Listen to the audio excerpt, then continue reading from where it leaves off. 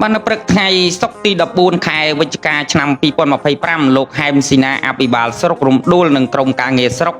លោកនាងសិនមេឃុំពងទឹកលោកបានអញ្ជើញចុះទៅពិនិត្យមើលសកម្មភាពនិងការចូលរួមសហការយ៉ាងល្អរបស់គណៈកម្មាធិការអភិវឌ្ឍភូមិទាំង10របស់ឃុំពងទឹកស្រុករំដួលដែលមានថ្នាក់ដឹកនាំភូមិព្រះសង្ឃលោកគ្រូអាចារ្យសប្បុរសជននិងបងប្អូនប្រជាពលរដ្ឋបានគៀងគរនិងចូលរួមជាថវិកាទិញថ្មនិងជួលគ្រឿងចាក់ឈូសឆាយលុបរណ្ដៅនិងកន្លែងលិចខូចផ្លូវដោយសារចំនួនទឹកភ្លៀងនៅពេលថ្មីនេះបានប្រវែង 5400 ម៉ែត្រពីព្រំប្រទល់ឃុំបោះមនរហូតដល់ភូមិស្វាយរំពាស្រុកស្វាយគៀបដើម្បីសម្រួលដល់ការធ្វើដំណើររបស់សិស្សនិស្សិតទៅសាលារៀនជាពិសេសគឺកម្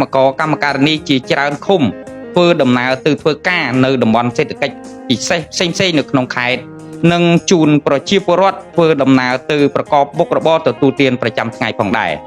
លោកហែមស៊ីណាអភិបាលស្រុករំដួលលោកបានកោតសរសើរដល់ការយកចិត្តទុកដាក់និងខិតខំប្រឹងប្រែងរបស់គណៈកម្មាធិការអភិវឌ្ឍភូមិរដ្ឋបាលឃុំពងទឹកជាពិសេសព្រះវត្តមាននិមន្តចូលរួមជួយពីព្រះសង្ឃលោកគ្រូអាចារ្យចាស់ព្រឹទ្ធាចារ្យនិងប្រជាពុទ្ធបរិស័ទទាំងអស់ចូលរួមដោះស្រាយផ្លូវខូចចំពោះមុខបានយ៉ាងល្អនិងទាន់ពេលវេលាបើទោះជាផ្លូវនេះស្ថិតក្នុងគម្រោងសាងសង់របស់មន្ទីរនិងក្រសួងអភិវឌ្ឍជនបទនាពេលខាងមុខក៏ដោយ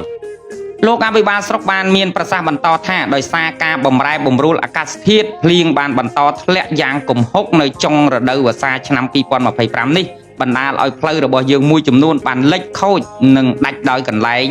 ដោយចំនួនទឹកភ្លៀងហើយកលៈទេសៈនេះបើទោះជាមានគម្រោងថែទាំផ្លូវនិងការកែលម្អផ្លូវថ្មបំបែកទៅជាផ្លូវបេតុងក្នុងផែនការឆ្នាំ2026ខាងមុខក៏ពិតមែនប៉ុន្តែការចូលរួមជួយសម្រួលការលំបាកធ្វើដំណើរជូនប្រជាពលរដ្ឋយើងចំពោះមុខរបស់គណៈកម្មាធិការអភិវឌ្ឍភូមិនីមួយៗជារឿងសំខាន់បំផុតដែលគួរឲ្យគោរពនិងកោតសរសើរហើយបើតាមព័ត៌មានពីឃុំបោះមនគាត់គ្រោងនឹងជួសជុលបន្តពីឃុំពងទឹករហូតដល់ផ្លូវជាតិជាច្រើនពាន់ម៉ែត្រនៅសប្តាហ៍ក្រោយនេះផងដែរបាទសូមអរគុណ